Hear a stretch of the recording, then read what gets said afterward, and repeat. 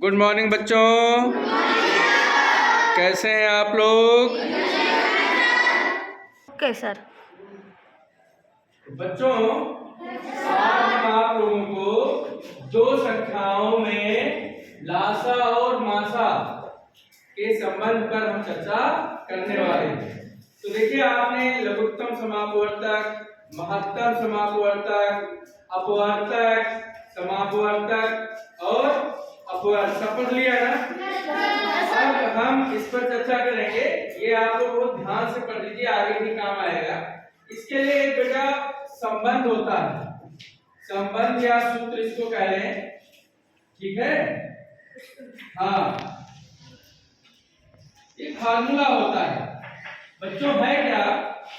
कभी दो संख्याएं दी होती हैं और उनमें लासा और मासा में से कोई लासा दिया होता है, मासा निकालना होता है, या फिर लासा और मासा दिया है, कोई एक संख्या दी है और दूसरी संख्या आपको निकालनी है, ठीक?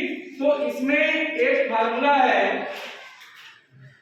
दो संख्याओं का गुणनफल, दो संख्याओं का, सभी लोग नोट करिए, गुणनफल बराबर संख्याओं का लासा गुणा उन्हीं संख्याओं का मासा। बेटा, अगर हम मान लेते हैं संख्याएं ए और बी, माना संख्याएं आपकी दो संख्याएं क्या हैं? ए और बी। यस, ए और बी है। तो सूत्र क्या बनेगा? ए गुणा बी बराबर ए बी का लासा, ऐसे लिखा जाता है, गुणा ए बी का मासा, ए बी का मासा। ठीक है, एक उदाहरण से समझ लेते हैं, एक उदाहरण से समझ लेते हैं। उदाहरण आपका क्या है? मान लेते हैं एक संख्या आपकी है 12, ठीक है ना? और बेटा दूसरी संख्या आपकी है 8। तो अब और इन दोनों का मासा दिया है 4। मासा क्या दिया है बच्चों? 4। और हमें लासा निकालना है। लासा क्या है? निकालना है।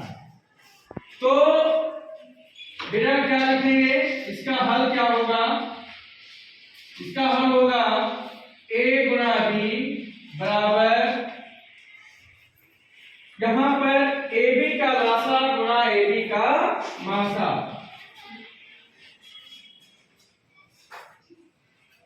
ए बी का लासा गुणा ए बी का मासा। इस तरीके से लिखते हैं बेटा। अब देखो, वैल्यू रख देंगे। संख्याएं क्या है? 12, तो 12 गुणा 8 हो जाएगा।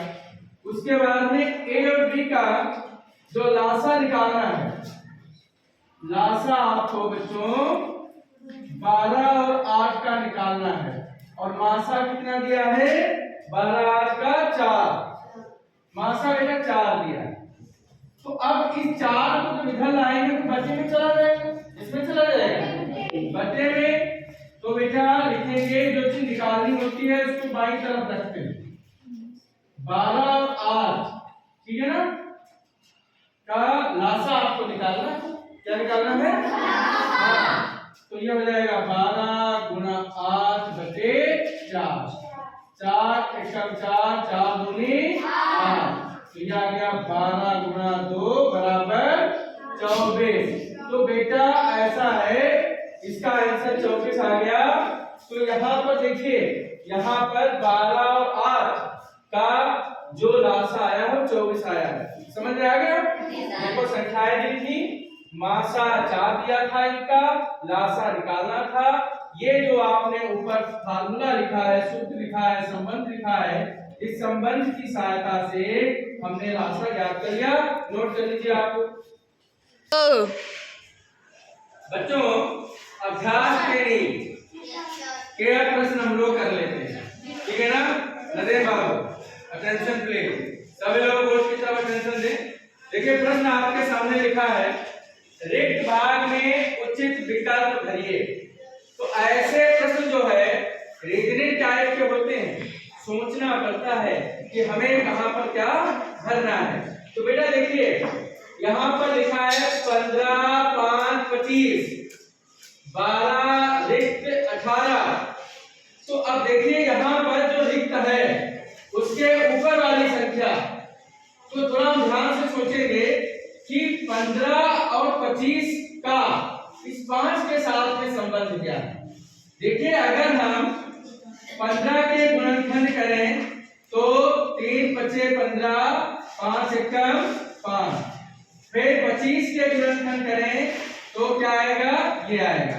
तो बेटा आप ये देखिए 15 और 25 में कॉमन क्या है, 5 और 1। तो इसका मतलब कॉमन चीज होती है मात्रा।